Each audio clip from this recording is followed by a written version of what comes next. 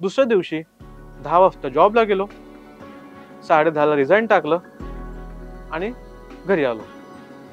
कुणाला सांगितलं नाही मी जॉब सोडतोय. घरी येऊन सांगितलं मी जॉब सोडलेला आहे. आता मी पूर्ण वेळ भाजी, दूध, फळं आणि नारळ काढणे ह्याला देणार आहे. आकाश कोसळलं. घरच्यांना विश्वास बसेना. भाजीपाला आणि नारळाचं काम करता करता मग नोकरीतले पैसे भेटायला लागले होते. तर मग मी विचार केला ठीक आहे आपण नोकरी करून मला मजा येत नव्हती, माझी पॅशन नव्हतं ते. तर मग मी विचार केला तर पण हे दोन गोष्टी कंटिन्यू करू आणि जॉबला साईडला ठेवू. आणि झालं असं की प्रचंड घरनं विरोध, कोणाचा सपोर्ट नाही आणि पहिलाच उद्योजक पूर्ण परिवारामध्ये. त्यामुळे मला काही दिशा माहित नव्हती. फक्त माझ्यामध्ये एक आवड होती की मला हे काम करायचंय म्हणजे करायचंय.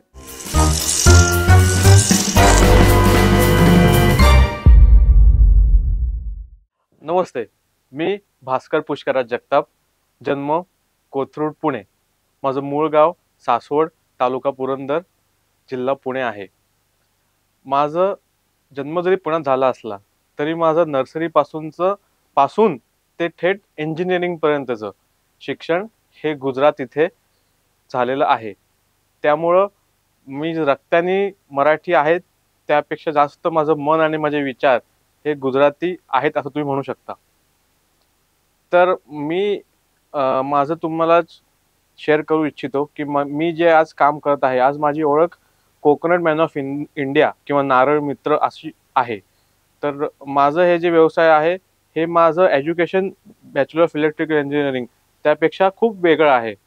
तर हे तुम्हाला हळूहळू मी आज सांगणार आहे पूर्ण माझा प्रवास, की माझा प्रायमरीपासून तेच हे नारळ मित्र होण्यापर्यंतचा प्रवास, म्हणजे प्राथमिक शिक्षणापासून ते माझं पदवी होईपर्यंत बॅचलर ऑफ इलेक्ट्रिकल इंजिनिअरिंग जे मी केलेलं आहे त्यापर्यंत माझं एज्युकेशन 10वी पर्यंत बरोड हायस्कूल बगीखान्यामध्ये झालं. ते शाळा पूर्ण थ्रूआउट इंग्लिशमध्ये होती. त्यानंतर मी डिप्लोमा केला. डिप्लोमा माझं महाराजा सयाजीराव युनिव्हर्सिटी, म्हणजे ही आपली महाराजा गायकवाड जे महाराष्ट्रीयन होते त्यांचं एक राज्य कॅपिटल होतं बडोदा. तिथं बरेच आपली महाराष्ट्राची लोक तिथं कामाला होती. त्यामध्ये माझे पंजोबा, माझे आजोबा, माझे वडील सुद्धा बडोद्यालाच जॉबसाठी होते. त्यामुळे माझं पूर्ण शिक्षण इंजिनिअरिंग पर्यंतचं हे बडोद्यामध्ये आणि अहमदाबादला झालं. जेव्हा मी शिकत होतो तेव्हा लहानपणापासून म्हणजे माझा पहिला वाढदिवस म्हणा, दुसरा वाढदिवस म्हणा, माझ्या बाबांना पोलीसमध्ये किंवा आर्मीमध्ये जायची खूप इच्छा होती. त्यामुळं लहानपणापासून माझ्यावर ते संस्कार झालेले होते की पोलीसमध्ये जाणं, आर्मीमध्ये जाणं. मला नेहमी खेळणं म्हणून बंदूक, टँकर अशा सगळ्या गोष्टी मिळायच्या, प्लास्टिकच्या असायच्या त्या. आणि त्या खेळत खेळत मी मोठा झालो. डिप्लोमा झाला माझा, फर्स्ट क्लास डिस्टिंक्शन होतो मी. मला छान जॉब लागली रिलायन्स इंडस्ट्रीज जामनगर, म्हणजे जिथं जामनगरमध्ये सर्वात मोठी रिफायनरी आहे एशिया खंडातली, तिथं मी इंजिनियर म्हणून जॉईन झालो. पण नंतर मला तिथं काही करमत नव्हतं जॉबमध्ये आणि नेहमी मला आर्मीमध्ये जायची इच्छा म्हणजे खूप प्रबल झालेली होती. आणि त्यामुळं मग मी ऑफिसर जर व्हायचं असेल, इंडियन आर्मीमध्ये जर ऑफिसर व्हायचं असेल तर त्यासाठी ग्रॅज्युएशन कंपल्सरी असतं. त्यासाठी मी डिग्रीला ॲडमिशन घेतलं आणि मी अहमदाबादला हॉस्टेलमध्ये राहायला गेलो. आणि डिप्लोमामध्ये असताना सुद्धा मी NCC केलं होतं आर्मीमधून. आणि जेव्हा मी डिग्रीला गेलो तेव्हा सुद्धा मी एअरफोर्समधून NCC केलं.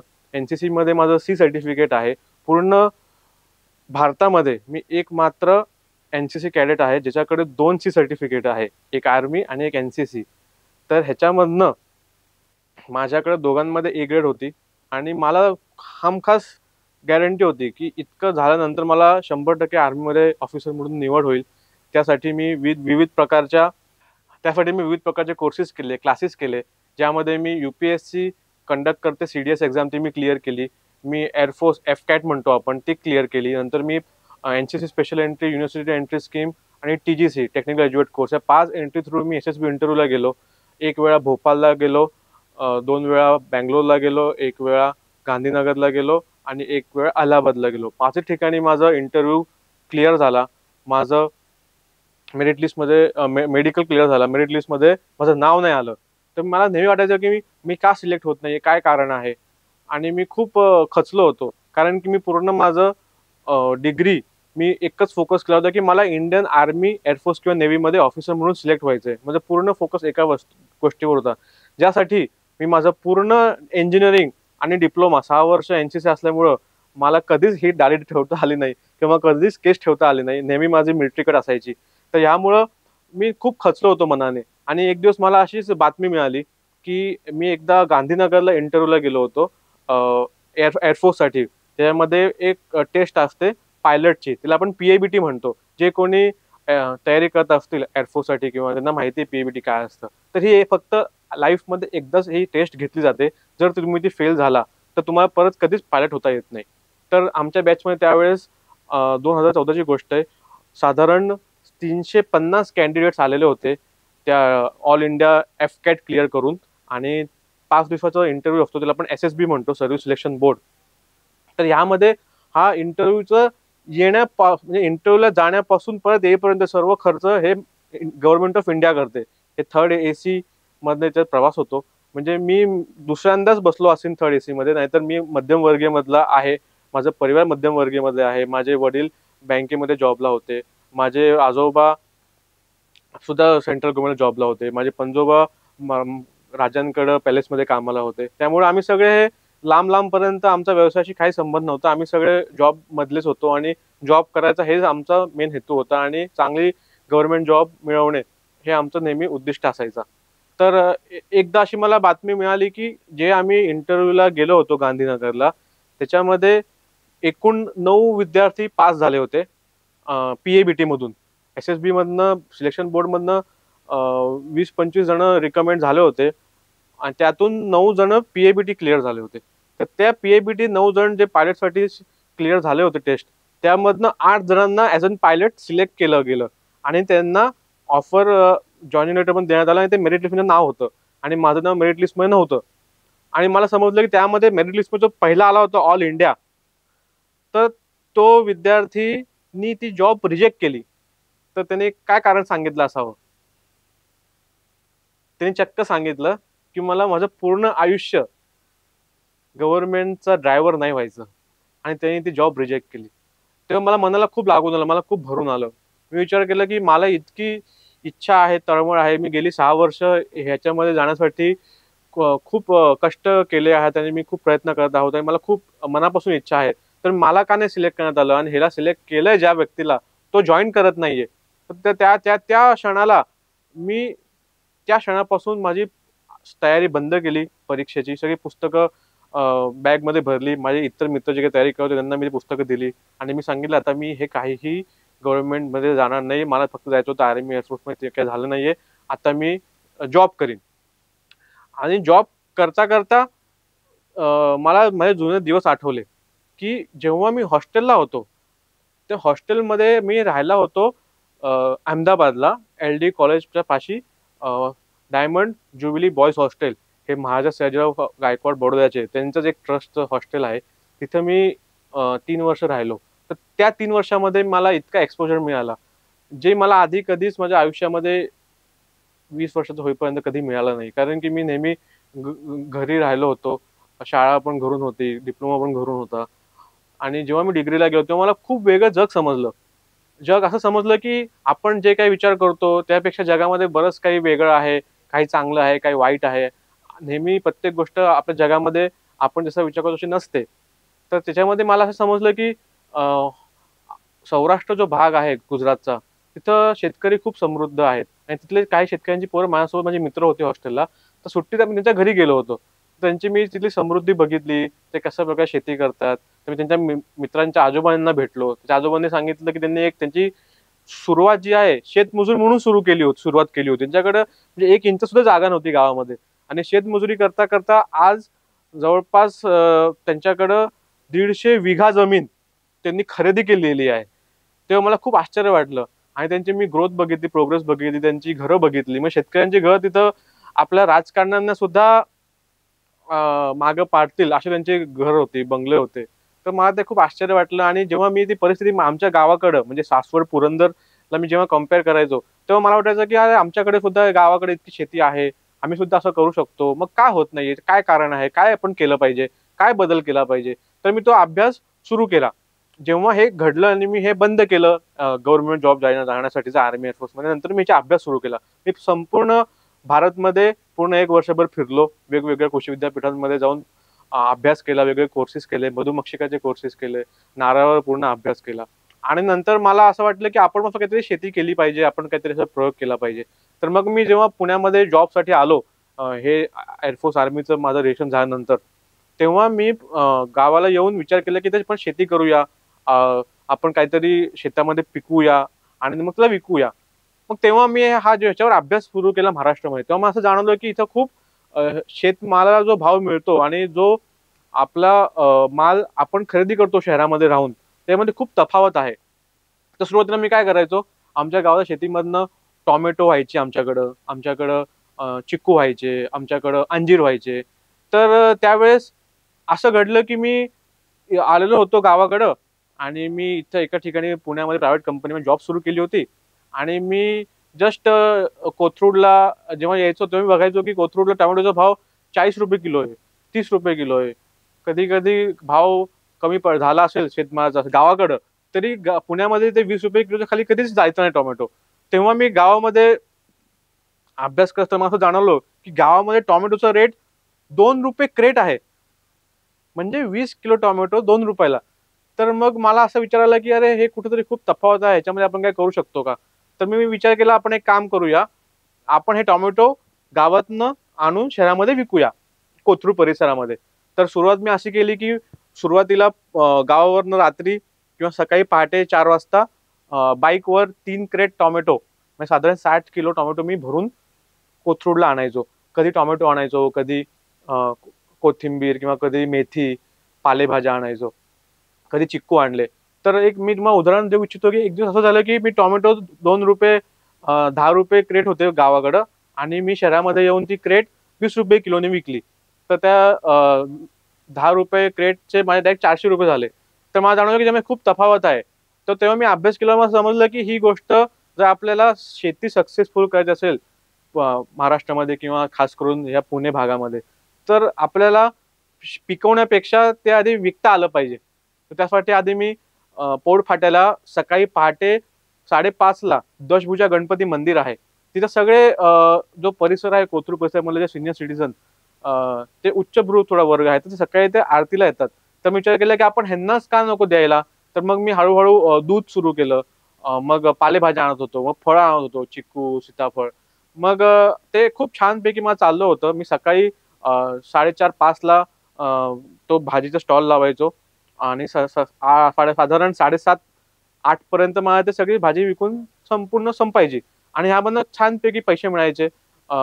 मी जेव्हा जॉब करत होतो, तर त्या जॉबच्या बरोबर मी हे काम करत होतो. जॉब माझी 9 ते 6 असायची किंवा 9 ते 5 असायची आणि त्याच्या आधी मी हे काम करायचो. मग हळू असं व्हायला लागलं, की माझा जो उद्देश होता की शेती करायचा, तो कुठेतरी साइडला राहत होता. मग मी विचार केला, की आपण हे काम करत आहोत, जॉब करत आहोत, तर सकाळी भाजी विकत आहोत, दूध विकत आहोत. तर त्यासोबत आपण काहीतरी शेतीमध्ये पण लक्ष दिलं पाहिजे. तर मी कृषी विद्यापीठामध्ये जाऊन अभ्यास केला, की आता आपण काय लावू शकतो गावाकडं, कशा डिमांड आहे. तेव्हा मला समजलं, की पुण्यामध्ये नारळ आहे. नारळाला खूप डिमांड आहे. म्हणजे त्या 2014 साली नारळाला सुद्धा ₹40 रेट होता, ₹45 आणि त्यावेळेस पण ती रक्कम खूप मोठी वाटायची. ₹40 नारळ, ₹45 नारळ. तर मग मी विचार केला, की काय नको आपण नारळाची शेती करूया. अ, म्हणजे जे पारंपरिक पिकं आहेत ती न घेता आपण नारळाची शेती केली, त्यातून आपल्याला चांगले नारळ मिळतील आणि आपण नारळ इथं पोटफाट्याला विकू शकू. अशा उद्दिष्टाने मी ते नारळ लागवड करायचा विचार केला. तर त्यासाठी मी नारळावर अभ्यास करायला सुरुवात केली. तर तेव्हा मला समजलं, की नारळ जेव्हा जे प्रदेश आहेत, जसे की गोवा झालं किंवा आपलं मालवण झालं किंवा कोकण झालं, त्या भागामध्ये मी अभ्यास केल्यावर जाणवलं, की तिथं शेतकरी आहेत त्यांना पण नारळ जे लागतायत ते काढण्याचा प्रश्न आहे, प्रॉब्लेम येत आहे. वेळेवर शाई काढायला लागतात. तर ते शाई काढणारी माणसं वेळेवर भेटत नाही.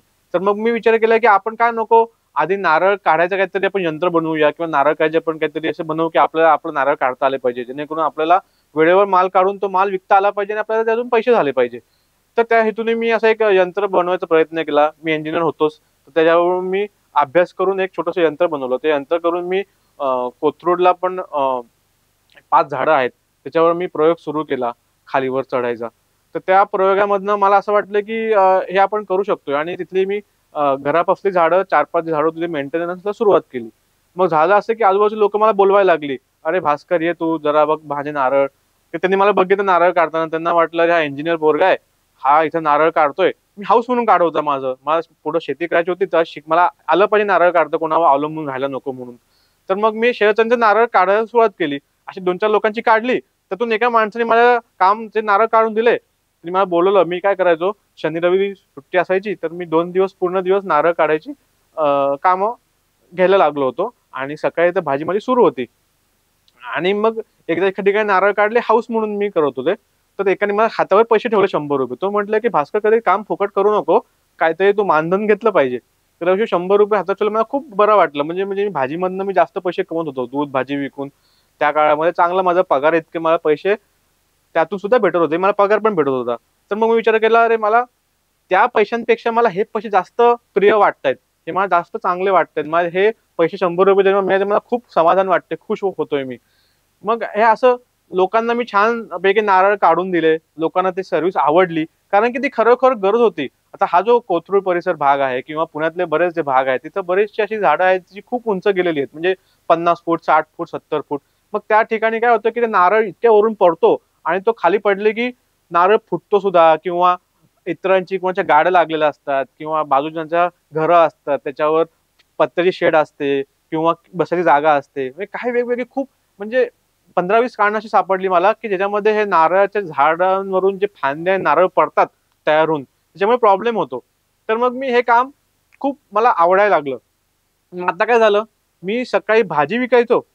नंतर थोडासा अर्धा 1 तास वेळ मिळाला, की जेव्हा लोकं मला रिक्वेस्ट करून बोलवायचे, की प्लीज मला येऊन नारळ काढून दे. आम्हाला खूप त्रास होतो झाडाचा. नारळ फांद्या पडून आमची भांडणं होतायत, वादविवाद होतायत किंवा कधी-कधी पार ते पोलीस केसपर्यंत सुद्धा मॅटर गेलेल्या होत्या, की शेजारच्यांकडे नारळ पडला आणि त्याची गाडीची काच फुटली. म्हणून शेजारचा ह्यांच्याकडून मागतोय, की बाबा तुमच्या नारळामुळं आमच्या गाडीची काच फुटली. तुम्ही आम्हाला नुकसान भरपाई द्या.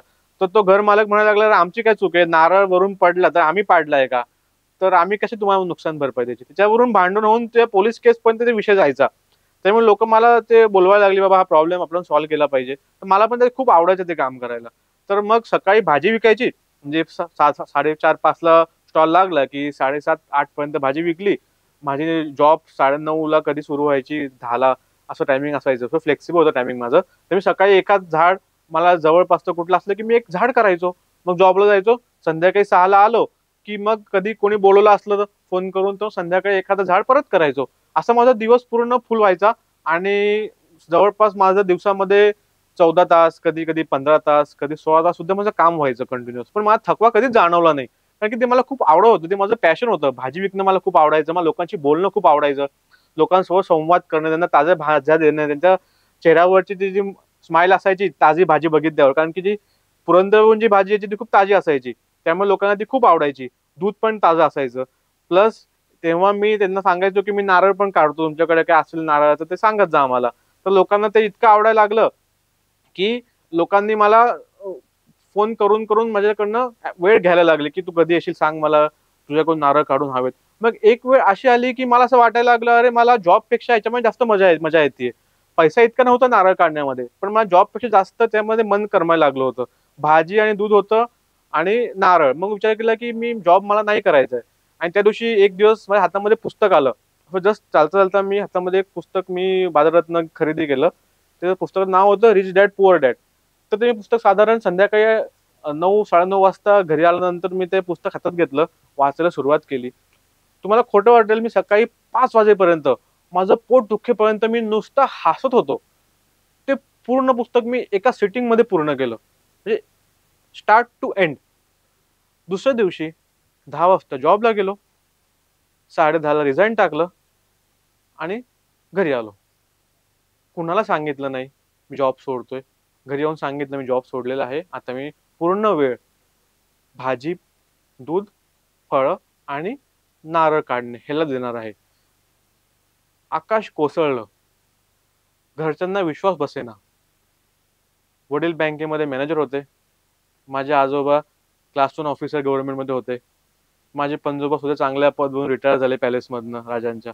त्यामुळं आमच्यासाठी हे काम करणं खूप वेगळं होतं आणि खास करून बरेच वेळेला आपण म्हणतो, की शिक्षण माझं नाही म्हणून मला त्रास झाला किंवा मी जे मला करायचं होतं मी नाही करू शकलो किंवा मला अडचण आली, माझ्यामुळे ते उलटं होतं. मी उच्च शिक्षित होतो, त्यामुळे मला व्यवसाय करायला अडचण आली, मी असं म्हणता येईल. माझ्या घरच्यांनी मला वेड्यात काढलं. ते म्हटले, "तू इतका शिकलेला, तू इंजिनिअर झालेला, आपण हे कामं करत नाही. तू जॉब कर. आता तुझं लग्नाचं वय झालंय. तुला कोण मुलगी देईल? तू नारळ काढत बसला आणि तू भाजी विकत बसला. तू जरी इंजिनिअर असला तुला कोण नोकरी देईल?" मग त्यांना असा प्रॉब्लेम होता, की मी इंजिनिअर आहे, मग इंजिनिअर म्हणून नोकरी केली पाहिजे. पण मी असं काही व्यवसाय नाही केला पाहिजे. तर मग मला वाटलं, की नाही, मला व्यवसायच करायचा आहे. तेव्हा माझी खूप वादविवाद घरी व्हायचे. वडिलांशी, आईशी थोडे कमी व्हायचे, वडिलांशी खूप व्हायचे. मी 1-2 वेळा घर सोडून पण गेलो होतो ह्या कारणामुळं, की मला व्यवसायच करायचा आहे, पण मी जॉब नाही करणार. तर सरळ-सरळ मला म्हटले, "तू बॅग उचलायची आणि इथून निघायचं आणि तुला काय करायचं असेल ते बाहेर करायचं. या घरामध्ये राहायचं असेल तर जॉबच करावी लागेल."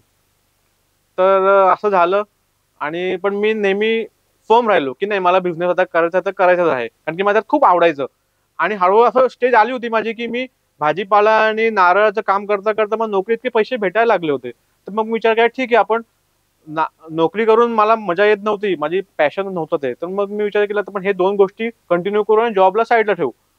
आणि झालं असं, की प्रचंड घरनं विरोध, कोणाचा सपोर्ट नाही आणि पहिलाच उद्योजक पूर्ण परिवारामध्ये. त्यामुळे मला काही दिशा माहीत नव्हती. फक्त माझ्यामध्ये एक एक आवड होती, की मला हे काम करायचंय म्हणजे करायचंय. पैसे जरी कमी मिळाले, नाही मिळाले तरी मी हे काम करीन आणि ते मी करायला लागलो. हळू-हळू 2, 4, 6 महिन्यामध्ये लोकांनी मला खूप छान प्रतिसाद दिला पुण्यातल्या. खूप लोकांनी मला माझ्या कामाची प्रशंसा केली आणि त्यांनी मला बऱ्याच लोकांना रिफर करायला सुरुवात केली. जसे की मी समजा कुठल्यातरी व्यक्तीकडे काम केलं. समजा मी कुलकर्ण्यांकडे काम केलं, तर कुलकर्णी कुणाला सांगणार? जोशींना सांगणार, भटला सांगणार, वेगवेगळ्या लोकांना सांगणार. असे सांगत-सांगत इतकी लोकं पसरली, की मला लोकं कंटिन्युअस फोन करून मला सांगायला लागले, की "खूप छान काम करतोय तू. तू येऊन मला नारळ काढून देशील का?" असं मी करत-करत ते मी काम पूर्ण दिवस नारळाचं काम केलं, सकाळी भाजी विकत होतो. मग एक साधारण 6 महिने झाले आणि एक अशी परिस्थिती आली, की मला निर्णय परत घ्यावा लागला. अरे, आता मी काय करू? मला वेळ कमी पडतोय. म्हणजे सकाळी समजा भाजी विकून 8:00ला पूर्ण झालं, 8:30ला नारळाचं काम सुरू केलं, की संध्याकाळी 6-7 पर्यंत मी नारळच काढतोय. वेगवेगळ्या ठिकाणी जातोय. रोज 6 झाडं, 7 झाडं, 10 झाडं, 15 झाडं मी नारळाची काढतोय. आणि असे 100-200, ₹100-200 खर्च चांगले पैसे मला मिळायला लागले होते. आणि नंतर मला असं वाटलं, की भाजी पण मी करतोय, भाजीमधनं पण पैसा येतोय. मग विचार केला, की भाजी आणि दूध विकून हे पिढी ना पिढी लोकं करतायत. म्हणजे साधारण काही-काही लोकांची 2री पिढी, 3री पिढी हे काम करतीये. तर मला त्यात असं वाटलं, की मी काहीतरी एकच काम केलं पाहिजे. काय तर मी दूध भाजी विकली पाहिजे किंवा मी नारळ काढायचं काम केलं पाहिजे. तर एक दिवस मी असा विचार केला, की बाबा, मला माझी ओळख निर्माण करायची आहे. मला नारळ मित्र व्हायचंय. तर मी निर्णय घेतला, की उद्यापासून मी दूध, भाजी आणि फळं बंद आणि पूर्ण वेळ नारळावर फोकस करीन आणि नारळ झाडाचं संरक्षण करणे हे माझं आयुष्याचं उद्दिष्ट बनवीन. तर त्या दिवशी मी कंपनीची स्थापना केली 2015 साली, नारळ मित्र युटिलिटी सर्व्हिसेस. आणि त्या दिवशीपासून मी पूर्ण वेळ, म्हणजे पूर्ण वेळ. लोकं म्हणतील पूर्ण वेळ म्हणजे किती? तर मी म्हणेन पूर्ण वेळ म्हणजे 16 तास. 8 तास झोप, बाकी 16 तास काम. तर हे मी पूर्ण वेळ नारळाला देण्याची सुरुवात केली. माझी सुरुवात झाली माझ्या घराच्या बेडरूममधनं. माझं घराचं बेडरूम, माझं ऑफिस. हे मी काम सुरू केलं. हे काम सुरू केल्यावर परत घरच्यांना कळलं, की हे दूध दूध बंद केलंय, भाजी बंद केली, तर फुल टाईम नारळवाला झालाय. सगळीकडं फिरतोय नारळ, नारळ करत आणि वेडा झालाय. आता ह्याचं काही खरं नाही, पुढं काय होतंय? हिला कोण पोरगी देणार? आणि त्यांचं आता झालं सुरू, की बाबा आता मुलाचं झालंय शिक्षण, इंजिनिअरिंग पूर्ण झालंय. आता ह्याचं लग्न केलं पाहिजे. आणि नंतर झालं असं, की त्यांना खूप टेन्शन यायला लागलं, की "बाबा भास्कर, तू हे कामं करतोय, मग तुला मुलगी कसं तुला कोण देईल?" आपला देशमुख समाजामध्ये असं कामाला लोकं महत्त्व देत नाही किंवा त्याला हे रिस्पेक्टेबल काम समजत नाही किंवा अशा काम करणाऱ्यांना स्वतःची मुलगी कोणी देऊ इच्छिणार नाही. तर त्यांना मी एकच म्हटलं, "बाबा, तुम्ही बघा, मी व्यक्तिमत्व 1, आपल्या समाजामध्ये आपण लग्न किती करतो?" त्यांचं उत्तर आलं 1. तर मी म्हटलं, "एक लग्न करायला मला बायको किती लागेल? मुलगी किती लागेल?" तर 1.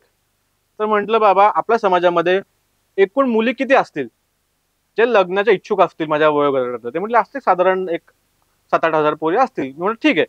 तर म्हटलं, "बाबा, याच्यामधनं मला एक वेडी नाही का मिळणार माझ्यासारखी, की जी मी जसा आहे, माझ्या कामाला समजून ती माझ्याशी लग्न करेल?"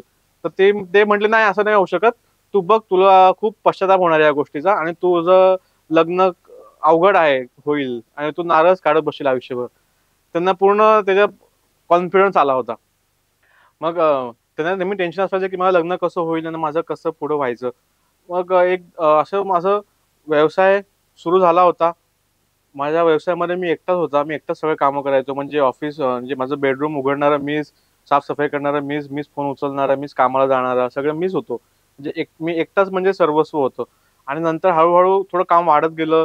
लोकांनी मला चांगला प्रतिसाद सुरू ठेवला आणि मग मी ऑफिसमध्ये एक कर्मचारी ठेवला, हाताखाली एक कर्मचारी ठेवला. असे फोन उचलायला एक महिला आणि माझ्या हाताखाली सगळे नारळ गोळा करायला एक जेंट्स, असे 2 जण आम्ही तिघं मिळून काम करत होतो. असं करता-करता अ, 2-3 वर्ष गेली. काही प्रोग्रेस घडताना दिसत नव्हता कामामध्ये. त्यांना वाटलं, की हा आता गॉन केस आहे, वेडा आहे. त्याचं पुढं काही खरं नाही. आणि माझा मोठा भाऊ न्यूझीलंडला त्यावेळेस होता आणि माझे बाबा नेहमी म्हणायचे, "तू न्यूझीलंडला जा. न्यूझीलंडला जाऊन तू भावासारखं काहीतरी कर आणि तू जाऊन परत मास्टर्स कर किंवा एम-बी-ए कर आणि तिथे जॉब कर."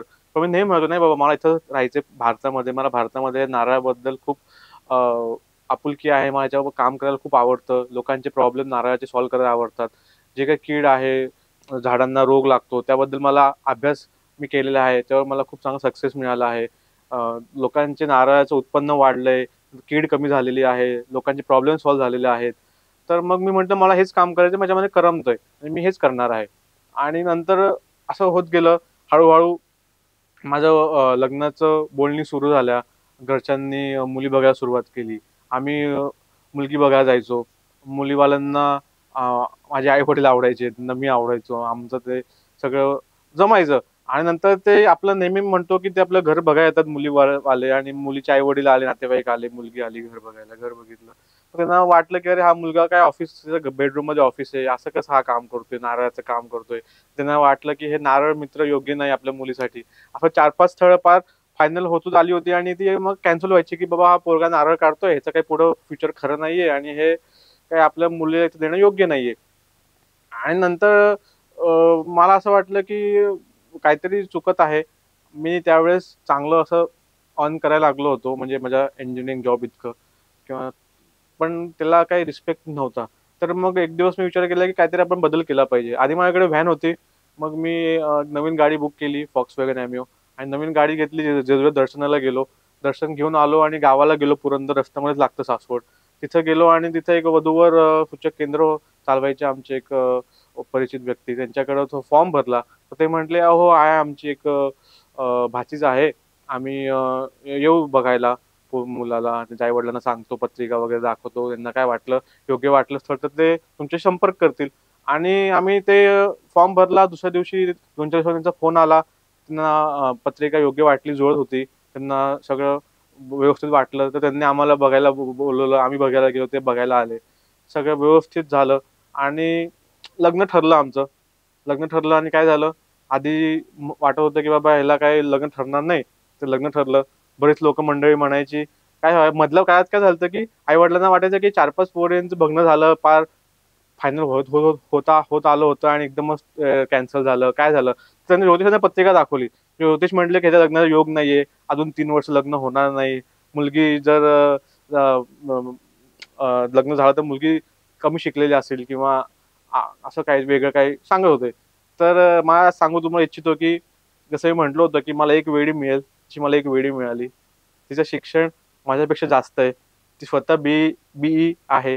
प्लस तिने एम-बी-ए केलेलं आहे. ती स्वतः एक मोठ्या आय-टी कंपनीमध्ये जॉबला सुद्धा आहे. म्हणजे माझं लग्न जे वाटत होतं घरच्यांना जे होणं शक्य नव्हतं किंवा चांगलं असं ते झालं व्यवस्थितपणे. प्लस लग्न झाल्यानंतर माझी टीम ग्रो झाली. माझं काम वाढलं. अ, जेव्हा मी आधी एकटा झाडावर चढून पहिली 6 आता मला 9-10 वर्ष होत आलीत कामाला या.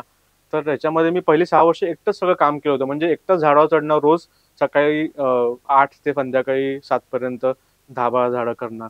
तर ते हळू ते मी टीम बिल्ड करत गेलो आणि आज 9-10 वर्ष झाली आहेत. नेमकं मला सांगता येणार नाही 9 किंवा 10 पण कारण की सुरुवातीचे दिवस मी ते धरत नाही कधी-कधी, की नारळाचे ते मी फुल टाईम करत नव्हतो. आधी मी भाजी आणि दुधामध्ये फोकस होता आणि जॉबवर.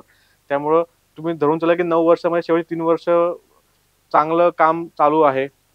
टोटल आमची टीम स्ट्रेंथ 20 जणांची आहे. त्याच्यामध्ये आम्ही संपूर्ण पुणे, मुंबई, महाराष्ट्र आणि इंडियामध्ये काही काही सिटीजमध्ये, मेट्रो सिटीज आहे, बँगलोर आहे, अहमदाबाद आहे, सुरत आहे, अशा बड्या मोठ्या शहरांमध्ये आमची कामं सुरू आहेत. आणि महत्त्वाचं म्हणजे मला जिथं जायचं होतं, इंडियन आर्मीमध्ये ऑफिसर व्हायचं होतं, तिथलेच एक रिटायर्ड आर्मी कॅप्टन ह्याच आमच्या ऑफिसमध्ये पूर्ण मॅनेजमेंट बघतात. आमच्या ऑफिसचं पूर्ण आजचं कामाचं मॅनेजमेंट आणि कामाची शैली ही पूर्ण इंडियन आर्मीसारखी आहे. आणि आज खूप छानपैकी असं वाटतं की जो काही निर्णय मी माझ्या इंट्युशननी घेतला होता तो चांगला झालेला आहे आणि बऱ्यापैकी रोजगाराची निर्मिती झालेली आहे. आमचं कामाचं स्वरूप बघितलं तर आम्हाला केमन आयलँड्स, USA इकडनं सुद्धा कामासाठी बोलणी चालू आहेत. ते सुद्धा आमचं काम 6 महिन्यामध्ये सुरू होईल. आणि पूर्ण भारतामधून सुद्धा आम्हाला बरेचसे इन्क्वायरीज कामासाठीच्या किंवा कोलॅबोरेशनसाठी सुद्धा येत आहेत. त्याच्यावर सुद्धा आमची कामं चालू आहेत. तर तुम्हाला पुढच्या 1 किंवा 2 वर्षामध्ये नारळ मित्रचं नाव पूर्ण भारतामध्ये ऐकण्यात येईल, जे लोकांकडे नारळाची झाडं आहेत त्यांच्याकडून. कारण की आमचं आज एकच उद्दिष्ट आहे की जितकी नारळाची झाडं आहेत त्यांचं संरक्षण करणे, प्लस त्यांच्यावरून नारळ आणि फांद्यांचं मेंटेनन्स, म्हणजे नारळ काढून देणे शेतकऱ्यांना, बंगलो ओनर्सला, फार्म हाऊसेसच्या मालकांना, आणि त्यातून होणारं नुकसान टाळणे आणि त्यातून होणारा उत्पन्नातून त्यांना फायदा करून देणे, हे आज आमचं उद्दिष्ट आहे. तर मी प्रत्येक मराठी माणसाला सांगू इच्छितो की कुठलाही व्यवसाय हा लहान किंवा मोठा नसतो. फक्त त्याला कडे बघायचा आपला दृष्टिकोन आहे, तो आपण बदलणं गरजेचं आहे. मी प्रत्येक उच्च शिक्षित यांना अनुरोध करतो की तुम्ही प्रत्येक लहान काम सुद्धा तुम्ही एक संधी म्हणून बघा. आणि कुठलंही काम असू द्या, जरुरी नाही की मोठं कामच करून माणूस मोठा होऊ शकतो. तुम्ही छोटी-छोटी कामं करून सुद्धा तुम्ही चांगलं नाव कमवू शकता, पैसे कमवू शकता. प्रत्येक शिक्षित, उच्च शिक्षित व्यक्तीने नोकरी मागे न पडता, UPSC, MPSC न करता तुमचं ते झालं तर उत्तमच आहे, खूपच छान आहे. त्यासारखं दुसरं काही नाही. पण त्या पलीकडे सुद्धा तुम्ही त्यातून तुम्हाला अपयश मिळालं तर तुम्ही काही प्रयत्नानंतर तुम्ही व्यावसायिक होण्याकडे बघा. तर तुम्हाला खरोखर अंगामध्ये चिकाटी असेल आणि तुम्हाला प्रवाहाच्या विरोधामध्ये तुम्हाला तुमची पोहण्याची तयारी असेल आणि तुम्हाला इतकी जिद्द असेल की काय जरी झालं मला हेच काम करायचं, तुम्हाला तुम्ही पॅशन तुम्ही फॉलो करू शकत असाल आणि त्यातून तुम्ही जर पैसे बनवू शकत असाल तर तुम्ही हमखास ते करा. आपण मराठी उद्योजकांना मला एकच संदेश द्यायचा आहे, जे मी माझा इंजिनिअरिंगला जे डिप्लोमा 3 वर्ष होतो अहमदाबादला डिग्री करताना, तिथे मला एक छान शिकायला मिळाली, एक म्हण मिळाली होती की भाई धंदो करवो होय ना तो 1000 दिवस त्यामध्ये घरनं रोटला खावा पडे. ह्याचा अर्थ आपण मराठी सांगायचं म्हटलं की तुम्हाला कुठलाही व्यवसाय करायचा असेल तर तुम्हाला 1000 दिवस पूर्ण कष्ट चिकाटी केलं पाहिजे. तुम्ही कुठलाही वाढदिवस नाही, सण नाही, ते काही नाही, बर्थडे नाही, तुम्ही पूर्ण 1000 दिवस तुमच्या व्यवसायात दिले पाहिजे. मी दिले. पहिले 3 वर्ष मी एकही दिवस सुट्टी घेतली नाही. मी आजारी, कधी काय माहित काय देवाची कृपा होती, मी कधी 3 वर्ष आजारी पण पडलो नाही. 3 वर्ष 12 तास काम केलं.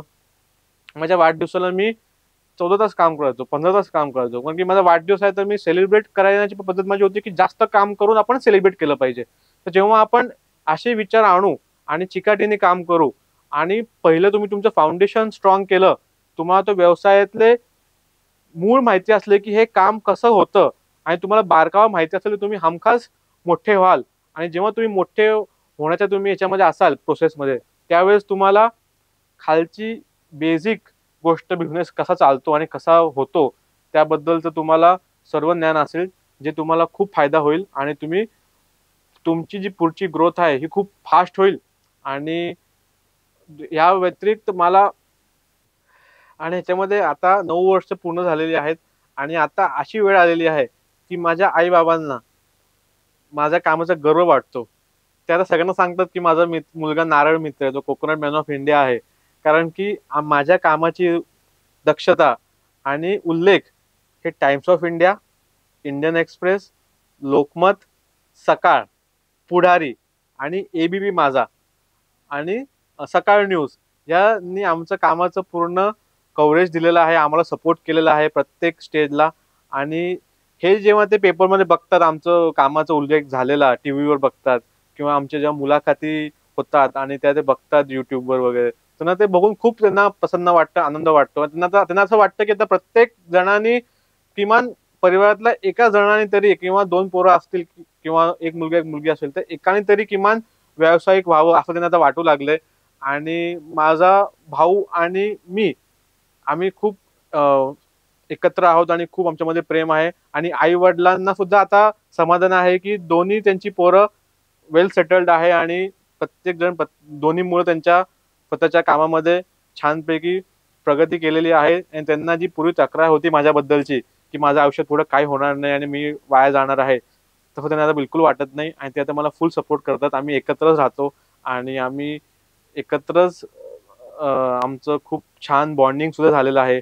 वडिलांचं आणि माझं खास करून, जे पूर्वी नव्हतं. आणि आता व्यवसायामुळे मला त्यांना वेळ पण देता येतोय, जो मला पूर्वी पहिले 1000 दिवस देता नव्हतं आलं किंवा तुम्ही 5 वर्ष मला वडिलांना जास्त वेळ देता आला नाही. पण आता मी त्यांना पूर्ण वेळ त्यांना देऊ शकतोय आणि याबद्दल मी खूप समाधानी आहे. मला खूप छान वाटतंय आणि ह्याच्यापेक्षा अजून काय सांगावं? काय माझे काही शब्दच राहिले नाही फिलिंग म्हणजे खूप आज मला खूप छान वाटतंय.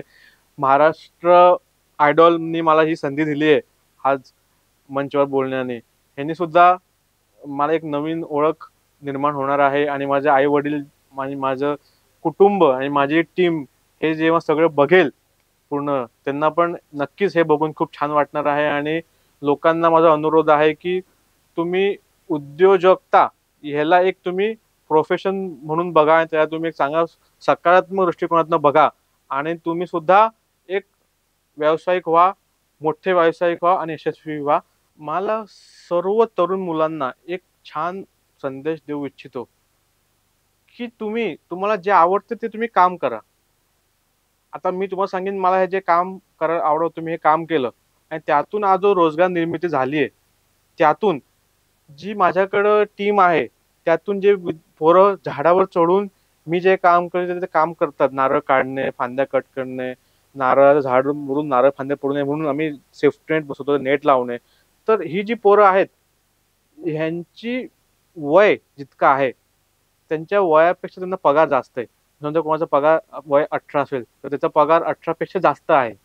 कोणाचं वय 19 आहे, 20 आहे, तर त्यांचा पगार त्याच्यापेक्षा जास्त आहे किंवा त्याच्या वयात त्यांचा पगार असतो. तर मला सांगू इच्छितो, की तुम्ही जेव्हा व्यवसाय करता, जेव्हा तुमच्याकडं रिसोर्सेस येतात, तुमच्याकडे काम येतं, तुमच्याकडं थोडा कमी जास्त पैसा येतो, तेव्हा तुम्ही नेहमी तुमच्या टीमचा विचार करा. तुमच्या टीमचं उत्पन्न कसं वाढेल, त्यांचं जीवन राहणीमानी कसं उंचवेल, त्यांचं तर ते लाईफमध्ये कसं प्रोग्रेस करतील, ते तुम्ही विचार कराल, तर तुमचं काम वाढेल, तुमची टीम ग्रो होईल, तुमची टीम मोठी होईल आणि समाजाबद्दलचं तुमचं काही ऋण आहे, ते ह्याच्यापेक्षा चांगल्या पद्धतीने कसं तुम्ही फेडू शकता, ते तुमच्यावर आहे. पण माझ्या मते ही एक चांगली पद्धत असू शकते, जेणेकरून डिग्निटी ऑफ लेबर. आता माझे वडील, आई-वडील न्यूझीलंड ट्रिप करून आले. त्यांनी मला सांगितलं, की माझ्या भावाकडं जसं आपल्या भारतामध्ये आपण हाऊसमेड ठेवतो किंवा आपण घरी करणाऱ्या मावशी असतात किंवा ताई असते, की जे कोणी आपल्याकडे चपात्या करतात किंवा लहान बाळांची काळजी घेतात किंवा आपली घरकामं करतात. ते खूप तिथे शक्य नाही फॉरेनमध्ये. कारण की तिथं त्यांचा पगार सुद्धा जवळपास एका इंजिनिअरचा जवळपासच असतो. त्यामुळे तिथं शक्य होत नाही त्या कंट्रीजमध्ये ठेवणं लोकांना कामावर आपल्या घरी. तर ते भारतामध्ये अजून शक्य आहे. फक्त मला एक अनुरोध आहे, की तुम्ही please dignity of labour follow करा आणि तुम्ही प्रत्येक कामाला म्हणजे छोटं-छोटं काम जरी असेल, म्हणजे साधारण कोणी चप्पल शिवणारा असेल, ठीक आहे. कोणी बूट शिवणारा असेल, कोणी तुमच्या घरी येऊन भांड्यांना कलई करणारा असेल, कोणी तुमच्या घरी मजूर असेल, कोणी तुमच्या माळी असेल, घरकाम करणारा, बागकाम करणारा, तुम्ही प्रत्येकाला रिस्पेक्ट द्या. तुम्ही त्यांना एक रिस्पेक्टेबल सॅलरी द्या. जेणेकरून एक समाज निर्माण होईल आणि त्याच्यासोबत खूप तुमचं बॉन्डिंग स्ट्राँग होईल. तुमची टीम एकत्र राहील आणि जर टीम एकत्र राहिली, तर हमखास तुम्ही खूप चांगली प्रगती करू शकता आणि तुम्ही खूप फास्ट ग्रो करू शकता आणि पुढे जाऊ शकता. Thank you.